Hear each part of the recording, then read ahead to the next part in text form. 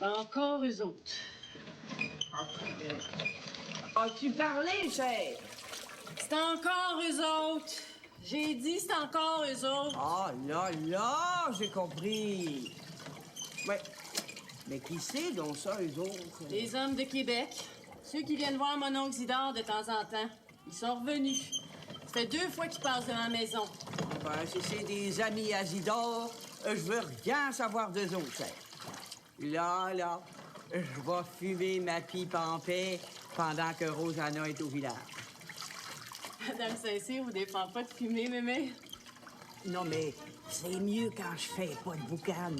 Et puis moi, j'aime ça boucaner.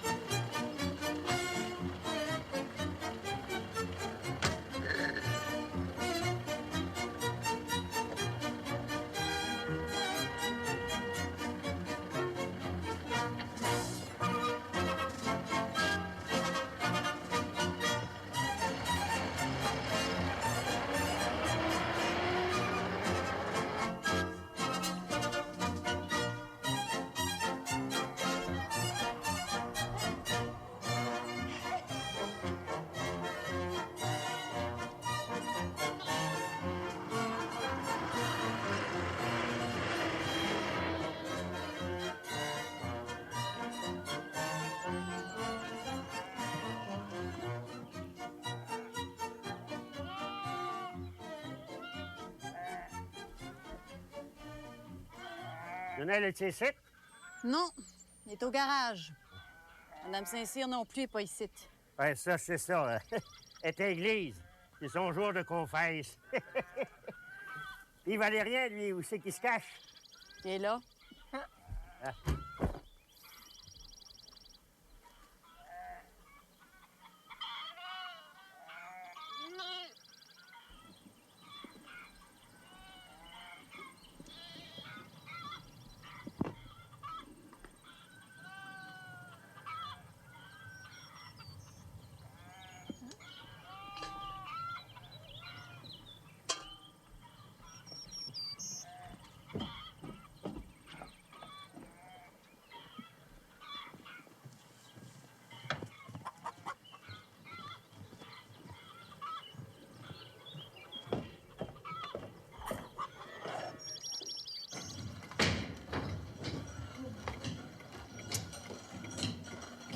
Je m'en vais avec Isidore, là. Je pense bien que je vais être revenu pour le souper. Si Lionel te demande, tu lui diras juste ça, que Valérien, il est parti avec Isidore. Lionel, il va comprendre. C'est tout.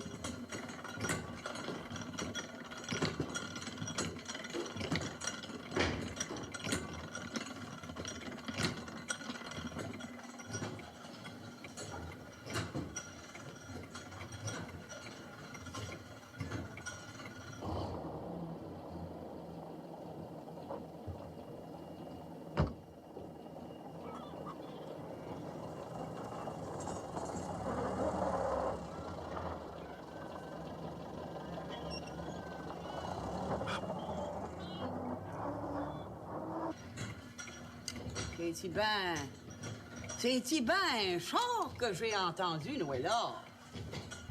C'est Valérien qui vient de partir avec mon oncle Isidore. Hein? Je savais pas que Isidore avait un char, chef. Ben, c'est pas à lui, c'est à ses amis de Québec. Ah... Vous savez bien, je vous en ai déjà parlé. Ils viennent le voir de temps à autre. Dis-en pas plus, chef. J'en ai déjà assez entendu. Oh, le Judas Iscariote à Isidore. Le moins on en parle, le mieux c'est.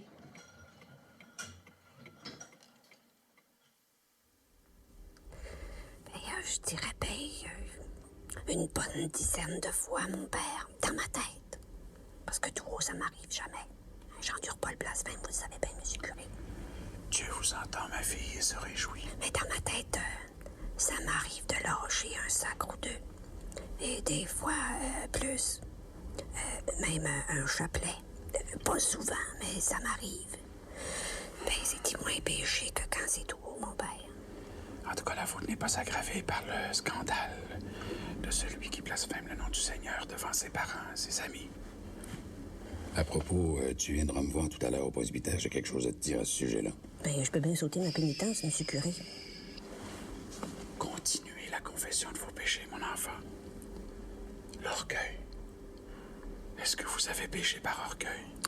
Ben ça, mon père, pour tout vous dire, là, depuis que ma fille Juliette a acheté la maison du notaire Fournier à la Malbaie, puis que tout le monde la salue comme une grande dame, ça m'arrive de penser que nous autres, les Saint-Cyr, on n'est pas pire. Et même qu'on n'est pas pire, pantoute. Monsieur curé, ma fille est boss, grand boss de... Je crains, ma fille, que votre orgueil ne soit très grand et que malheureusement il aggrave la faute que vous avez commise par le mensonge. C'est Raoul qui a acheté la propriété du notaire. Pourquoi déformer la vérité? Je le ferai plus, monsieur curé, vous avez raison, c'est Raoul, c'est pas Juliette. Bon. Mais ça revient au même, non? Si vous voulez l'absolution, ma fille, il faut le repentir autrement. Excusez-moi, mon père. Bon. Maintenant, avez-vous péché par impureté? Non, mon père. Ben, vous comprenez, depuis que ma bru est à maison, c'est bien malaisé pour moi de faire ce péché-là. Oui. Bon. Eh bien, vous allez dire un bon acte de contrition. Je vais vous donner votre pénitence et l'absolution. Vous tirez un chapelet tous les soirs pendant 7 jours. Plus de contrition, je ne suis pas vous avoir avancé parce que vous êtes infiniment bon, infiniment aimable, que le péché vous déplaît. Pardonnez-moi par les mérites de Jésus, notre Sauveur. Je me propose votre sainte grâce de ne plus vous offenser et de faire pénitence. In nomine Patris et Filii et Spiritus Sancti. Amen.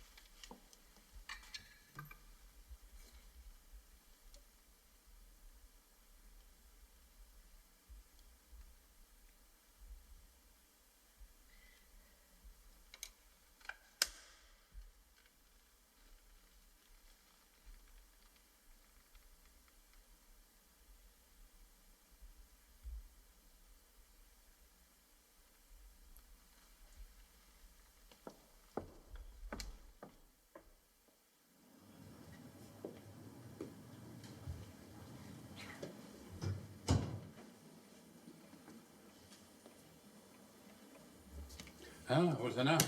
Entre. Ben, entre. T'en as mis un temps? Vous aviez dit que vous aviez de quoi à me dire. Oui. De quoi de sérieux? Ben, de délicat. Assis-toi donc. Ben, c'est-il une question d'argent, monsieur curé? Parce que si c'est ça, je peux en parler à ma fille Juliette, hein? Ce sera pas la première fois qu'elle donne pour la paroisse. C'est une donatrice, comme on dit. Oui, je sais, je sais. Je ne suis pas le seul à le savoir. Ben, c'est bien connu par tout un chacun. Je pensais au bon Dieu qui sait tout. Ah oui, mais pour ce que c'est qu'il y ait de la statue de Jeanne d'Arc, ce serait bien malaisé, le bon Dieu, de pas le savoir.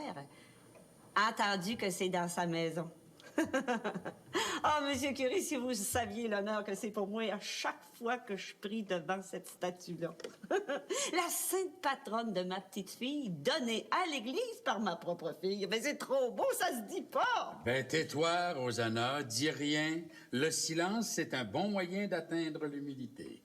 Une vertu dépareillée, surtout pour les femmes. Ouais. Oui, puis, monsieur curé. Ben, il s'agit de Juliette, mais c'est pas une question d'argent. Ben, de quoi d'abord? Mais c'est bien délicat. Je voudrais pas te froisser, Rosanna, mais il y a des paroissiens qui... Qui quoi, monsieur le curé? Ben, qui se plaignent. Et puis, ils ont peut-être pas tout à fait tort. Qu'ils se plaignent du bruit. Du bruit? Ouais. Quel bruit? La musique. La musique, puisqu'il faut l'appeler comme ça. Tu me suis? Ouais. Je pensais que tu pourrais peut-être m'aider à parler à ta fille, lui dire qu'il n'y a rien de mal à s'amuser, mais qu'il y a des heures plus appropriées que la nuit pour le faire. En écoutant de la musique peut-être plus civilisée. Ben, c'est ça que je voulais te dire. Puis je suis bien content parce que je trouvais ça difficile à te dire. Bon. Tu veux-tu m'aider? Écoute, Rosanna, je suis pas pour ignorer les plaintes des paroissiens. Par les nuits claires, le son porte au loin. Et puis comme la maison de ta fille est accrochée dans les hauteurs, et puis même plus, ben, même moi, j'arrive plus à dormir. Des fois.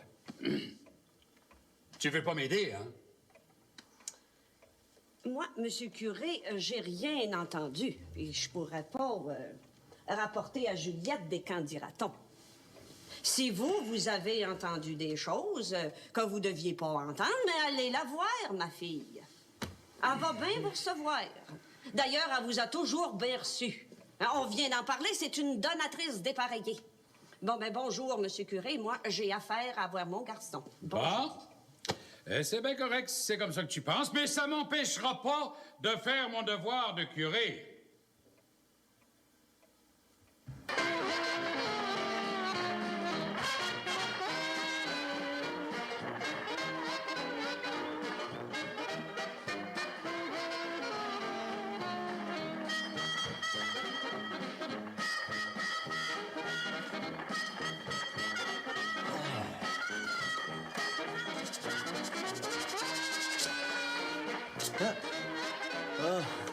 C'est vous? Ben, il fait peur, mère. Ah oui, c'est juste moi, ta mère. Et c'est à cause de la radio, ça fait bien que je parle. Je l'ai patenté avec une batterie d'auto. Comme ça, je vais pouvoir l'apporter à la maison. Même s'il n'y a pas d'électricité chez nous, on pourra écouter de la musique. C'est une surprise que je vais faire à Noël. Si ça vous déplaît pas, mais... Ah, mais à condition que ça jose pas trop fort. Hein? Joseph Arthur est pas dans les alentours? Ah non, il doit être chez eux. Il vient plus souvent à cette heure. C'est moi le boss. Quasiment. Avez-vous vu? Hein? J'ai quasiment fini. Ouais, oui, c'est bien beau, mon garçon, c'est bien beau. Attendez voir. Ça va voler comme un vent. Yeah. Pareil à celui de Lindbergh. Vous rendez-vous compte, la mère, que Lindbergh, il a traversé l'océan à bord d'une patente de même, là? Hein? Qui est parti de New York aux États jusqu'à Paris en France. C'est quasiment pas croyable. Oui, mais c'est peut-être juste des accroires, mon garçon. On n'était pas là, ni toi ni moi, hein? À beau mentir qui vient de loin. Ben voyons donc, hein? C'était dans toutes les gazettes, hein? Puis Raoul a dit que c'était la vérité. Si Raoul le dit, il n'y a pas de gêne à le répéter. Puis vous allez voir, quand le petit modèle que je patente va voler, là, hein? Vous allez avoir la preuve, vous allez voir. Ouais, si tu le dis, mon garçon, je suis bien prête à te croire, hein? En attendant. Comme ça, Joseph Arthur... De quoi c'est qu'il a fait, Joseph Arthur? Ah ben, le bel Adam, hein? Quand on parle du loup, on y voit l'oreille. Ah alors, pour dire vrai, c'est pas un adon. J'ai su que t'étais à l'église, ça fait que je me suis dit que t'en profiterais pour dire bonjour à ton garçon, même si tu le vois le matin puis que tu vas le voir le soir. Tu t'es pas trompé, Joseph Arthur. Hein? Puis je me suis dit, je vais en profiter, vu qu'elle sort de confesse, elle doit être pleine de bonnes résolutions. Ah, tu te trompes pas, Joseph Arthur, puis surtout celle de pas me laisser marcher sur le bout des pieds. Hein? Bon, ben, j'ai à te parler. Rien de déplaisant, j'espère. Non, non, pas pour toi. Si tu fais ce que c'est que je vais te dire de faire.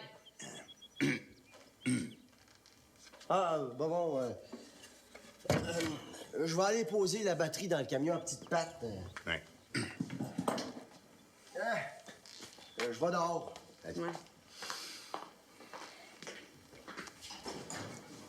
Puis, à cette heure qu'on est tout seul, de quoi c'est que t'as à me dire qu'il serait pas déplaisant?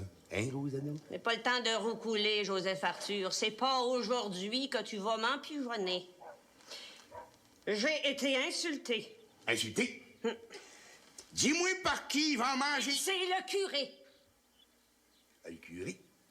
Le curé t'a insulté? Pas lui, c'est ce que c'est qui m'a rapporté qui m'a insulté. Ah! De quoi c'est qui t'a rapporté, le curé? Figure-toi, Joseph Arthur, que dans la paroisse, il y a des malappris, là, des envieux, puis des jaloux, des rongeux de balus, puis des pots de fesses qui ont prétendu que ma fille Juliette les empêchait de dormir la nuit. Et? Ah oui, à cause de la musique, là, qui serait trop forte, puis qui serait trop tard dans la nuit. En tout cas, apparence que certains de ces malamanchés-là leur sont allés se plaindre à monsieur le curé. Puis pour y dire que lui, il fallait qu'il aille avertir Juliette de baisser sa musique si c'est pas honteux après ce que toute ma fille a fait pour la paroisse. Ah. Fait installer par Lionel un haut-parleur, que j'appelle ça. Ça grossit la voix d'un homme sans bon sens. C'est bien bon des assemblées politiques, ça crache pas pour rire. Mais s'en servir pour la musique, c'est une autre paire de manches. Ben, Joseph Arthur, dis-moi pas que t'es sur le bord, toi et tout. Ah ben ça serait de boucan. Moi dire, comme on dit, même dans le meilleur chat, il y a 3 poils qui sont des poils du yard. Il y a des soirs où ça joue fort en masse. Ben, peut-être un peu trop.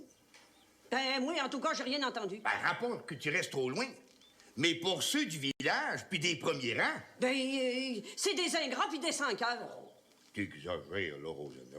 Bon, laisse-moi ça. Tu vas-tu parler à monsieur le curé? Hein? Ah, jamais de la vie, non. Oh oui, jongler. C'est tout ce que je peux faire pour le moment. Mais, tu comprends, Joseph Arthur, ma petite fille, Juliette, c'est une femme d'Astor, hein? Elle n'est pas pour rester dans l'ancien temps. C'est une femme d'Astor de 1928.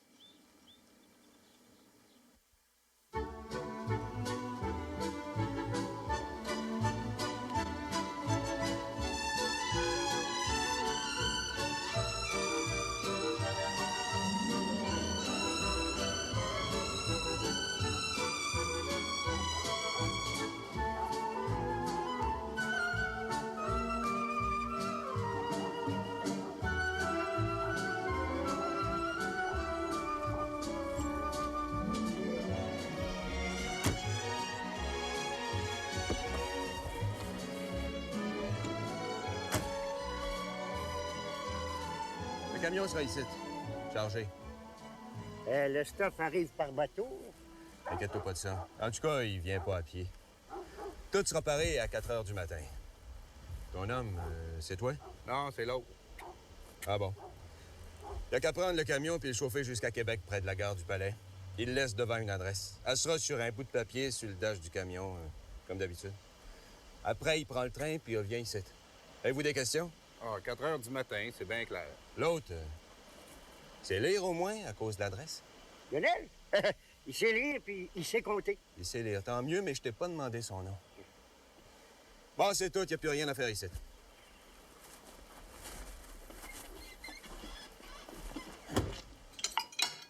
En tout cas, je suis certaine que Juliette se laissera pas manger à laine sur le dos.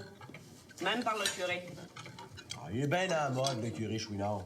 Ouais, mais des fois, je le trouve bien influençable. Tu sais, des fois, quand tu fais bien, il y en a toujours pour pisser du vinaigre, comme on dit. Quand j'ai pas tenté son haut-parleur, je pensais pas qu'elle ferait jouer fort de même. Pour bien dire, c'est son problème, pas le mien. Mon oncle Isidore est venu après-midi. Il voulait te voir. Il était pas tout seul. Ah, je sais tout ça. Valérien me l'a dit. Il va falloir que j'aille à Québec. Par affaire. Valérien va me remplacer au garage. Comme tu voudras, mon garçon. Moi, j'ai rien à dire là-dessus. C'est toi qui es l'homme de la maison à cette heure. Tu sais ce que c'est que t'as à faire. Non. Vous allez pas recommencer. J'ai rien dit. J'ai rien dit. As-tu dit que t'allais à Québec, cher? Oui, mais je vais à Québec. Pour mon oncle Zidore. Pour Zidore? Ben, dans ce cas-là, dis-moi plus rien. Je veux rien savoir de lui. Hein?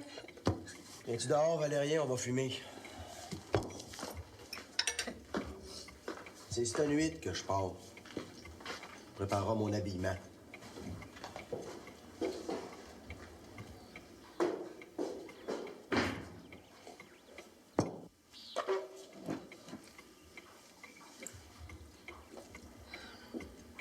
Il s'en va juste pour quelques jours. C'est pas comme s'il partait pour l'hiver au chantier. As-tu dit qu'il s'en allait au chantier? À Québec, ma mère, à Québec! Ben, j'ai compris, cher. Je suis pas sourde des deux oreilles.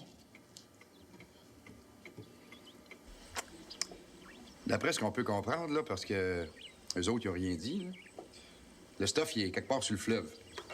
Un bateau, ben donc, déjà dompé Saint-Nil. En tout cas, c'est bien surveillé de ce temps-là. À part que c'est du stuff étranger. Mais immanquablement qu'il y aurait des douanes à payer là-dessus. En ce cas-là, c'est l'affaire de la police montée, ça. C'est une offense fédérale. Ah, y a pas de danger, voyons donc. Y a du monde bien pesant qui sont mêlés là-dedans. Puis ça paye bien. Mieux que de travailler au garage, en tous les cas. Même si, pour bien dire, le boss, c'est moi-même en personne. C'est ton père qui le dit. Oh, le père, le garage, ça l'intéresse moins de ce temps-là. Surtout avec les contrats de voirie. Ouais, mais... Oh. On va aller dormir une couple d'heures avant de prendre la route. Ils ont bien dit à 4 heures. On t'attellera à 3 heures pour être à temps. Ça donne? Ça donne. J'ai bien hâte que ça soit à mon tour. Il me semble que ça fait bien longtemps que je suis pas allé à Québec. Si tu vois ce que je veux dire. Parle pour toi, Valérie. Moi, j'ai trouvé. Nous, là, j'en veux pas d'autres.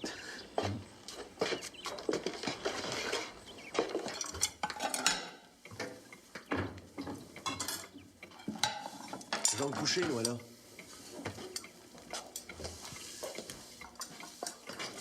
Tu peux aller rejoindre ton mari, ma fille. Écoute, passe-moi. Écoute, mange-moi d'assiette. Bon, ben, je pense bien que je vais en faire autant. Bonsoir. Bonsoir, Valérien.